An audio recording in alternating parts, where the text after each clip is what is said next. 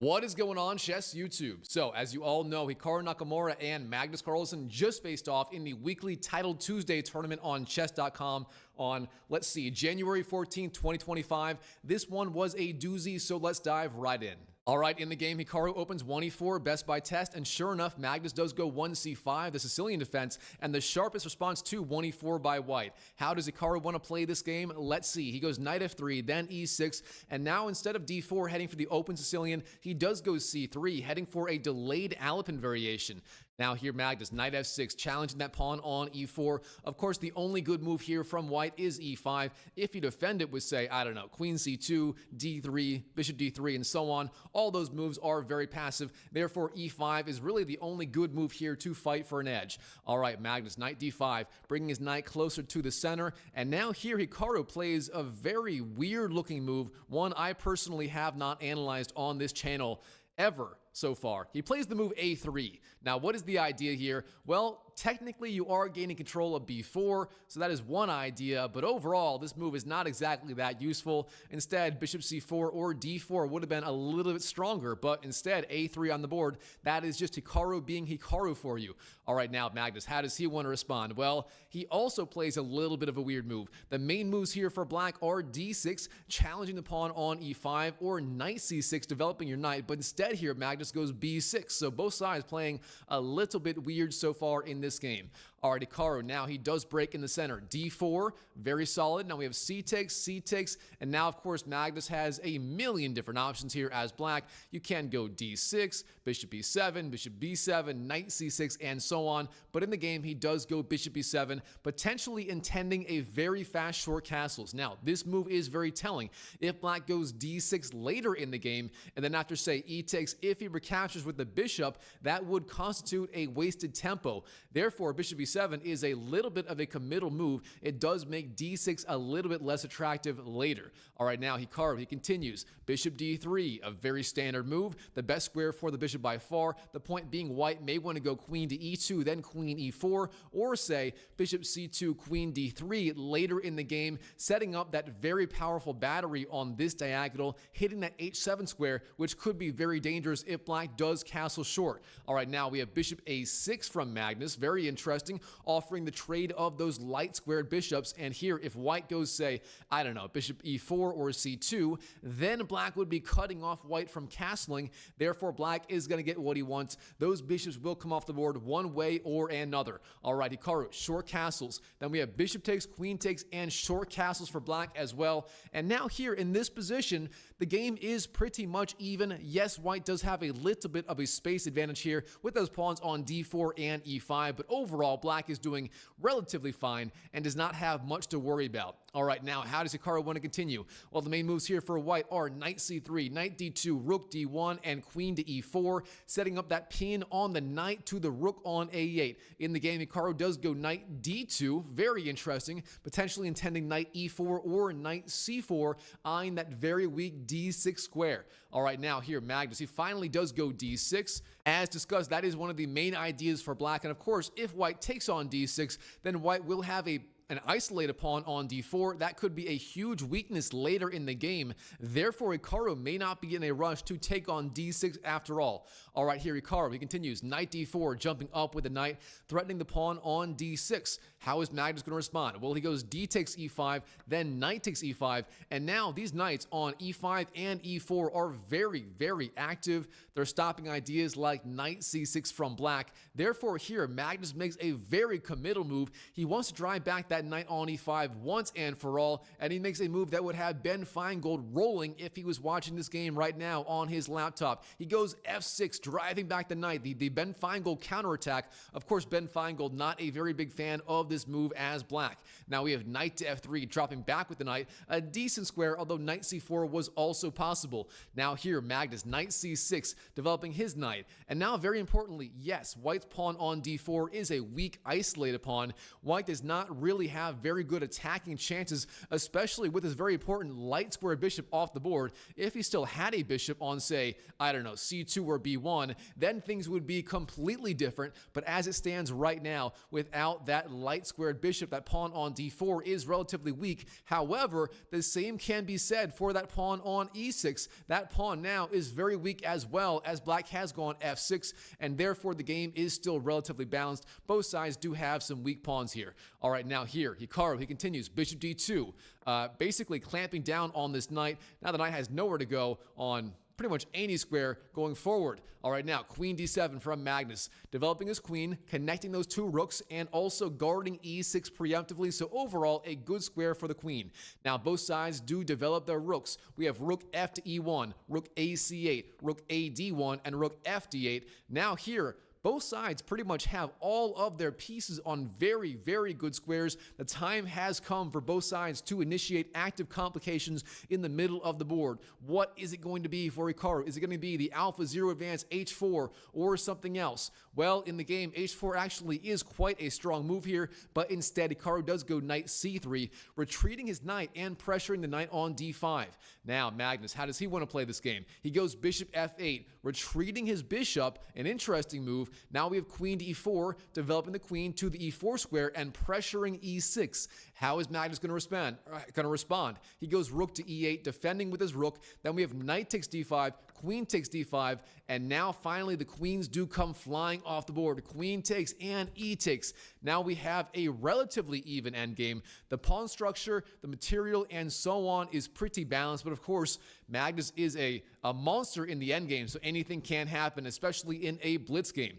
Now here we have rook takes e8, rook takes, then rook c1, pressuring that weak knight on c6. Where is he going to go? Well, it's not going anywhere here. Magnus goes rook to c8, self-pinning his rook on c8. Now here, Magnus may be intending perhaps knight e7, trying to trade rooks and so on, but overall, rook c8 looks a little bit strange to me. All right, now king to f1, king f7, king e2, king e6, king d3, both sides developing their kings to the center of the board. Now we have bishop d6, develops the bishop and pressures that pawn on h2, limiting the scope of that knight on f3. Now we have g3, blocking that h2 pawn. There are no bishop takes h2 ideas now. Now we have knight to e7, sure enough, offering the rook trade, and here Hikaru does oblige. Rook takes, and now knight e1, perhaps intending something like knight c2, then knight e3, pressuring d5, and so on. But here Magnus, he is in an aggressive mood. He goes g5. This is how you know Magnus is playing for a win. If he wanted a draw, then simply h5, inviting h4 from white, then perhaps a5, a4, and so on. That would be the way to play for a draw, but instead with g5, you know with this move, if white goes h4, then black takes on h4, and both sides would still have a lot of weaknesses on the king side. And again, that is how you know Magnus here is playing for a win despite the overall symmetrical looking position. All right, now we have knight to g2, developing the knight, then knight e7, then h3, knight g6, g4, and h6. Again, we still have the relatively symmetrical pawn structure. Now f3, bishop g3, flying in with the bishop e3, and f5. Again, Magnus trying to make something in this game. Already Hikaru retreats the bishop d2, getting out of the way of a potential f4 advance from Magnus. And now bishop f2 for black. And here Hikaru plays a very committal move. This one surprised me quite a bit. I expect to say, I don't know, a4, b3, getting those pawns on light squares on the queen side, but instead here Hikaru plays the very combative move f4. Now, Hikaru is reasonably well placed for this move, but overall, again, it is very, very committal. What is Magnus going to do? Well, it turns out the best way to proceed if you want to play for a win is f takes g4, inviting h takes, and then maybe knight h4, jumping up with the knight. Instead here, king to f6 played in the game in this blitz game. Now we have b3, b5, a4, then b takes, and here knight to f8 is the move, retreating the knight and trying to bring it to a different square. Now we have bishop e3, bishop g3, bishop d2, knight g6, and finally Hikaru does break the symmetry on the king side. We have f takes g5, hitting the king with check, h takes g5, then g takes f5, and king takes f5. All right, now knight e3 is the move, hitting the king and that pawn on d5. King e6 is forced to defend that pawn, and now we have knight g2 retreating, maybe intending, I don't know, knight e1, knight f3, and so on. Now king f6 is the move, king e2, knight h4, advancing the knight. Now we have knight takes and bishop takes, and overall the game is starting to simplify. But don't forget, Hikaru has 35 seconds left to just the 16 seconds of Magnus. That means Hikaru may have some winning chances here. All right, king f3, king f5, bishop a5 is the move. Now a6, getting that pawn on a light square, a good idea in general, as both sides have that dark squared bishop. Now we have bishop b4, king g6, bishop c3, king f5, bishop d2, king g6, king g4, and king to f6. Now here, bishop a5, and in this position, it turns out bishop f2 is the right way forward for Magnus, but instead, he plays the move king to g6, and this move is actually very, very problematic. Here, Hikaru goes bishop d8, piling up pressure on that pawn on g5, and here, Black is going to be in Zugzwang sooner or later. He's running out of moves that he can play to maintain the defense of that pawn. Here, Magnus actually goes bishop f2, sliding his bishop out, counterattacking on d4. And now after bishop takes, then bishop takes, both sides do have passed pawns. And all of a sudden, it is anyone's game. Literally anything can happen in this blitz game from here. So, h4, bishop c3, h5, advancing the alpha 0 h pawn. Then we have king f7, king f5, bishop b2, bishop f4, and here Magnus makes a very critical mistake. The right move here is bishop g7, retreating the bishop and defending on the king side. Instead, d4 is the move, but the problem with this move, it cuts off the bishop, as you can see by the eval bar skyrocketing here. This means Hikaru has technically a winning position if he can play precisely. All right, king e4, king g7, king d3, king h7, king c4, bishop c3.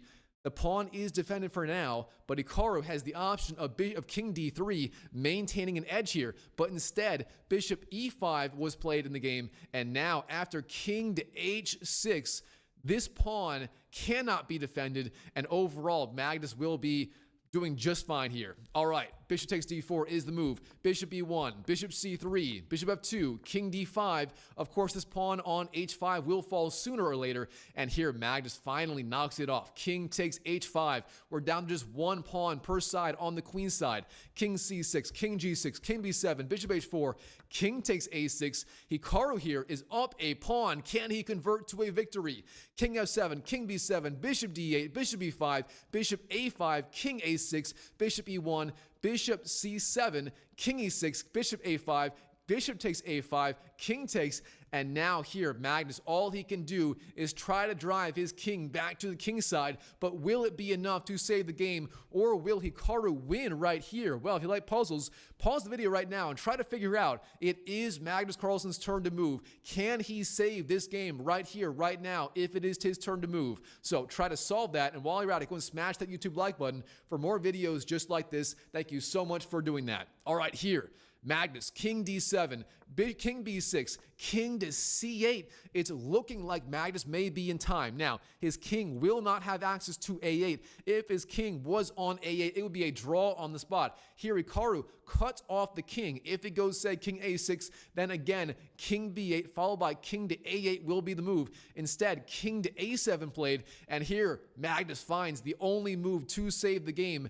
King to c7, he has the opposition on the king. What is the idea? Well, Hikaru goes a5, now king to c8, a6, king to c7, and now here Hikaru, the only move he can play is king to a8, king b6 by Magnus. Now, of course, if you go, say, a7, then king to c7 will be a stalemate, and instead, If you go king to b8, intending a7, then black simply gobbles at that pawn, king b8, king takes a6. Now here, both sides, they do finish the game. The move is a7, and then here, Magnus finishes things off with the move king to c7. And in this position, white is out of legal moves. It is a stalemate. Therefore, it is a draw on the spot.